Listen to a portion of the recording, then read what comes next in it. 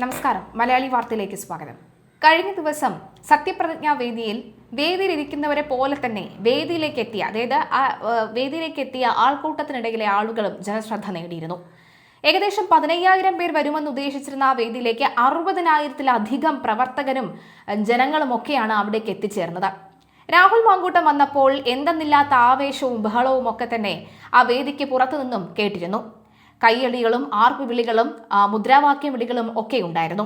അതിനിടയിൽ രാഹുലിനെ കണ്ടതും ചാടി വീണ് മാധ്യമപ്പടയുടെ ചില ചൊറിയൻ ചോദ്യങ്ങൾക്ക് രാഹുൽ മാങ്കൂട്ടത്തിന്റെ കൃത്യമായ തലക്കടിച്ചുള്ള മറുപടിയും.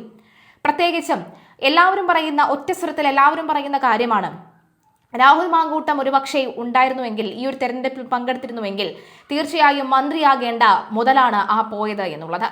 രാഹുൽ മാങ്കൂട്ടത്തിന് കുറ്റബോധമുണ്ടോ എന്ന ചോദ്യത്തിന് രാഹുൽ കൊടുത്തത് കിണ്ണം കാച്ചിയ ആ മറുപടിയാണ്. പുറത്തായാലും കോൺഗ്രസ് തന്നെയാണെന്നും പാലക്കാട് മുൻ MLA രാഹുൽ മാങ്കൂട്ടം പറയുകയാണ്. കഴിഞ്ഞ 10 വർഷക്കാലത്തെ പ്രതിപക്ഷ പ്രവർത്തനത്തിനാണ് അംഗീകാരമെന്ന് നിലവിലെ വൻ വിജയം തെളിയിക്കുന്നു. എല്ലാ കാലവും പാർട്ടിക്കാരനാണ്, അതിനാൽ തന്നെ ഖേദമൊന്നും തന്നെയില്ല. ജനപ്രതിനിധിയാവണോ പാർട്ടി ഭാരവാഹിയാകണോ എന്ന് ചോദിച്ചാൽ എന്നും ഭാരവാഹി എന്നാണ് മുന്നോട്ട് വെക്കാനുള്ളത്.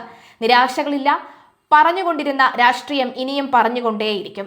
പറഞ്ഞുകൊണ്ടിരുന്ന രാഷ്ട്രീയം എന്റെ ക്ലാരിറ്റിയാണ്. പദവികൾക്കായുള്ളതല്ല അത്. രാഷ്ട്രീയം പറയുന്നത് തുടരുമെന്നും രാഹുൽ മാങ്കൂട്ടത്തിൽ പറയുന്നു. കഴിഞ്ഞ 10-15 വർഷങ്ങളായി താൻ രാഷ്ട്രീയം പറയുന്നുണ്ടും ഈ രാഷ്ട്രീയ കേരളത്തിൽ താൻ സജീവനാണെന്നും ജനങ്ങൾക്ക് വേണ്ടി പ്രവർത്തിക്കുന്നുണ്ടെന്നും അതിലാകപ്പാടെ 1.5 വർഷമാണ് ജനപ്രതിനിധിയായതും എന്നും പറയുന്നുണ്ട്. അതുകൊണ്ട് തന്നെ രാഹുൽ മാങ്കൂട്ടം അന്നുമുണ്ട് ഇന്നുമുണ്ട് എന്ന് വ്യക്തമാക്കുന്നു. UDF മന്ത്രിസഭയുടെ സത്യപ്രതിജ്ഞാ ചടങ്ങിൽ പങ്കെടുക്കാനെത്തിയതായിരുന്നു രാഹുൽ മാങ്കൂട്ടത്തിൽ. എന്തായാലും ആ മാധ്യമപ്രവർത്തകരുടെ ചോദ്യവും രാഹുൽ മാങ്കൂട്ടത്തിന്റെ മറുപടിയും കേൾക്കാം. ജനീഷ് വരുന്നത് വ്യക്തിപരമായി കുറേയേറെ, അതായത് നമുക്ക് എന്തെങ്കിലും കിട്ടുമ്പോൾ ഒരു സന്തോഷം ഉണ്ടാവില്ലേ, ആ സന്തോഷം തന്നെ ജനീഷ് വരുമ്പോണ്ട്. കാരണം ഞാൻ യൂത്ത് കോൺഗ്രസ് പ്രസിഡന്റ് ആയിരിക്കുന്ന സമയത്ത് ഏറ്റവും അധികം പിന്തുണ തന്ന സഹപ്രവർത്തകനാണ്. ഞാൻ യൂത്ത് കോൺഗ്രസ് പ്രസിഡന്റ് ആയിരിക്കുന്ന സമയത്ത് തന്നെ, അത് ജനീഷ് തന്നെ പലവണ പറഞ്ഞിട്ടുണ്ട്, യൂത്ത് കോൺഗ്രസ് പ്രസിഡന്റ് ആയിരിക്കുന്ന സമയത്ത് തന്നെ പലപ്പോഴും ഞാൻ ഒഴിയുന്നതിനെ പറ്റിയും ജനീഷിനെ യൂത്ത് കോൺഗ്രസ് പ്രസിഡന്റ് ആക്കുന്നതിനെ പറ്റിയും ഒക്കെ ആലോചിച്ചിട്ടുള്ളതാണ്. അപ്പോൾ അതൊക്കെ വലിയ സന്തോഷമുള്ള കാര്യങ്ങളാണ്. ഞാനങ്ങ് പോയിട്ടില്ലല്ലോ. പ്രവർത്തനത്തിലേക്ക് കൂടുതൽ മുൻനിരയിലേക്ക് രാഹുലിനെ വരും ദിവസങ്ങളിൽ പ്രതീക്ഷിക്കാം. അല്ല, നമ്മുടെ പൊതുപ്രവർത്തനം എന്ന് പറയുമ്പോൾ ഏതെങ്കിലും ഒരു രജിസ്റ്റേർഡ് രാഷ്ട്രീയ പാർട്ടിയുമായി അഫിലിയേറ്റ് ചെയ്തൊന്ന് പ്രവർത്തിക്കുന്നതോ MLA ആയി പ്രവർത്തിക്കുന്നോ MP ആയി പ്രവർത്തിക്കുകയല്ല. രാഷ്ട്രീയ പ്രവർത്തനം എന്ന് പറയുമ്പോൾ രാഷ്ട്രീയമാണ്. ആ രാഷ്ട്രീയം തുടരുന്നതിന് നമ്മൾ മുൻനിര പിൻനിര എന്നൊന്നുമില്ല. നമ്മളെല്ലാ ദിവസവും മുൻപ് എങ്ങനെയാണോ രാഷ്ട്രീയം പറഞ്ഞത് അതുപോലെ തന്നെയാണ് ഇപ്പോഴും രാഷ്ട്രീയം പറഞ്ഞുകൊണ്ടിരിക്കുന്നത്, ഇനിയും പറയുന്നത്.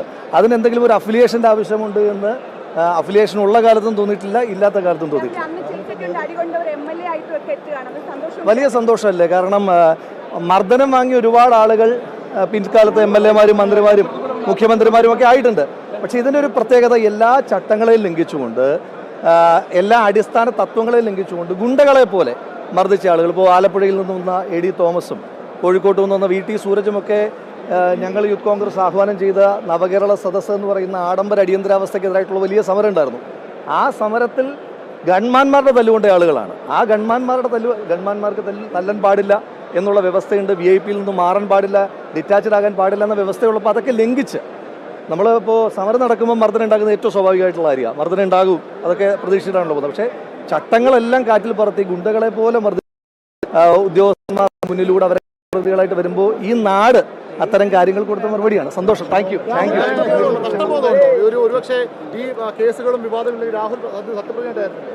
ഞാൻ ഇന്നലെ എന്താണോ ചെയ്ത രാഷ്ട്രീയ പ്രവർത്തനം അത് തന്നെ ഇന്നും ചെയ്യുന്നുണ്ട്, നാളെയും ചെയ്യും. അതിനകത്ത് പ്രത്യേകിച്ച് നിങ്ങൾ ഉദ്ദേശിക്കുന്ന ജനപ്രതിനിധി എന്നുള്ള നഷ്ടബോധമൊക്കെ ആണെങ്കിൽ ഒരു 10-20 വർഷക്കാലമായി രാഷ്ട്രീയ പ്രവർത്തനം സജീവമായിട്ട് തുടങ്ങിയിട്ട് അതിനകത്താകെ 1.5 വർഷക്കാലം മാത്രമാണ് ജനപ്രതിയായത്. ബാക്കിയുള്ള കാലത്തൊക്കെ ചെയ്തിരുന്ന അതേ രാഷ്ട്രീയം തന്നെയാണ് ഇപ്പോഴും പറഞ്ഞുകൊണ്ടിരിക്കുന്നത്. ഫീൽഡിലിറങ്ങിയുള്ള പ്രചരണം ഉണ്ടായിരുന്നില്ല എന്നുണ്ടെങ്കിൽ പോലും രാഹുൽ സോഷ്യൽ മീഡിയയിൽ, പ്രത്യേകിച്ച് വയനാടുമായി ബന്ധപ്പെട്ടിട്ടുള്ള രാഹുലിന്റെ ഒരു വീഡിയോ, ആ രീതിയിൽ ഞാൻ എല്ലാ കാലത്തും ചെയ്യുന്ന പോലെ വീടാന്തരം കയറിയിട്ടുണ്ട്.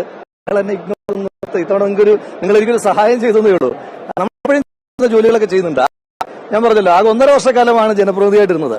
ജനപ്രതിനിധിയാണ് രാഷ്ട്രീയത്തിന്റെ അവസാനം എന്ന് വിചാരിക്കുന്ന ഒരാളല്ല ഞാൻ. കുറേം കൂടെ പാർട്ടിയിലുള്ള സമയത്തും പലപ്പോഴും പല തെരഞ്ഞെടുപ്പുകളിലും വരുമ്പോഴൊക്കെ ഞാൻ നേതാക്കന്മാരോട് പറയാറുണ്ട്, എനിക്ക് പാർട്ടി പ്രവർത്തനമാണ്, പാർട്ടി ഭാരവാഹിത്വങ്ങളോടാണ് താല്പര്യം, ഒരു പാർട്ടിക്കാരനാണ് ഞാൻ. അപ്പോൾ അതുകൊണ്ട് അത്ര നഷ്ടബോധങ്ങളൊന്നുമില്ല, വലിയ സന്തോഷമാണുള്ളത്. ഈ കേസുകളുടെ കുറ്റപത്രമൊക്കെ ശ്രീ പിണറായി വിജയൻ എന്ന് പറയുന്ന എന്നോട് ഏറ്റവും സ്നേഹവും ബഹുമാനവും കരുതലുമുള്ള മനുഷ്യൻ മുഖ്യമന്ത്രി ആയിരിക്കുമ്പോൾ തന്നെ കൊടുത്തതാണല്ലോ. അതുകൊണ്ട് പ്രത്യേകിച്ച് അതിനകത്ത് ബാക്കി കോടതി ഫൈറ്റ് ആണല്ലോ. കോടതി ഫൈറ്റ് വരും. ആ കോടതി ഫൈറ്റ് കഴിയുമ്പോൾ നിങ്ങൾ പറഞ്ഞ കാര്യങ്ങളെല്ലാം നിങ്ങൾക്ക് തന്നെ തിരുത്തേണ്ടി വരും. ഇന്നത്തെ ദിവസം നമുക്ക് മറ്റു കാര്യങ്ങളിലേക്ക് പോകണ്ട. എന്തായാലും ശ്രീ വി.ഡി. സതീശന്റെ നേതൃത്വത്തിലുള്ള ബാലൻസ്ഡ് ആയിട്ടുള്ള ബാലൻസ് എന്ന് പറയുമ്പോൾ കേരളത്തിൻ്റെ ടോട്ടൽ റെപ്രസെൻറ്റേഷൻ വന്നിട്ടുണ്ട്. ഏറ്റവും സീനിയർ ആയിട്ടുള്ള മന്ത്രിമാരുണ്ട്, ഏറ്റവും ജൂനിയർ ആയിട്ടുള്ള മന്ത്രിമാരുണ്ട്, പിന്നെ മുഖ്യമന്ത്രി ഉൾപ്പെടെ പുതുമുഖമായിട്ട് വരുന്നു എന്നുള്ളത് മൊത്തത്തിൽ കേരളത്തിന് തന്നെ ഒരു നെക്സ്റ്റ് ജനറേഷനിലേക്ക് ലീഡർഷിപ്പിൻ്റെ ട്രാൻസ്ഫോർമേഷൻ. കാരണം എനിക്ക് തോന്നുന്നു ഒരു 80s ശേഷം നെക്സ്റ്റ് ജനറേഷനിലേക്ക് ലീഡർഷിപ്പ് ട്രാൻസ്ഫോർമേഷൻ കേരളത്തിൻ്റെ മുഖ്യമന്ത്രിയാകുന്ന വ്യക്തിയാണ് ശ്രീ വി.ഡി. സതീശൻ. അപ്പോൾ ചെറുപ്പക്കാരായിട്ടുള്ള നെക്സ്റ്റ് ജനറേഷൻ്റെ ആളുകളുടെ ഞങ്ങളുടെയൊക്കെ റെപ്രസെൻറ്റേറ്റീവാണ് അദ്ദേഹം. അപ്പോൾ അതുകൊണ്ട് വലിയ സന്തോഷമാണുള്ളത്. പിന്നെ പല ചോദ്യങ്ങൾക്കുമുള്ള മറുപടിയാണല്ലോ. എത്ര കാലം മാറ്റി നിർത്തിയാലും ജനം വിചാരിച്ചാൽ ഒരു തിരിച്ചുവരവുണ്ടാകും എന്നുള്ളതിൻ്റെ ഉദാഹരണം കൂടിയാണ് ശ്രീ വി.ഡി. ശ്രീ ചാണ്ടി ഉമ്മന് പോലും ഇല്ലാത്ത നിരാശ നമ്മളാരെങ്കിലും അത് പങ്കുവെക്കേണ്ട കാര്യമില്ല. അദ്ദേഹമൊക്കെ ഒരു ട്രൂ പാർട്ടിക്കാരനാണ്.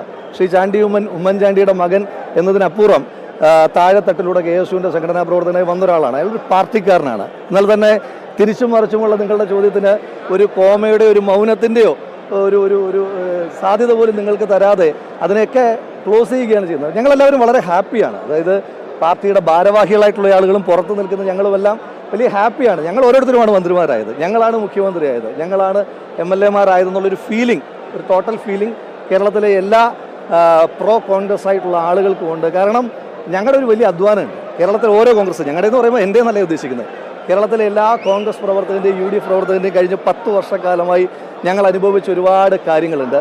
ജനങ്ങൾ അനുഭവിച്ച കാര്യങ്ങളുണ്ട്. ജനങ്ങൾ അനുഭവിച്ചതിനെല്ലാം കൃത്യമായി കണക്ക് പറഞ്ഞാൽ നമുക്ക് മുന്നോട്ട് പോകാം. Thank you.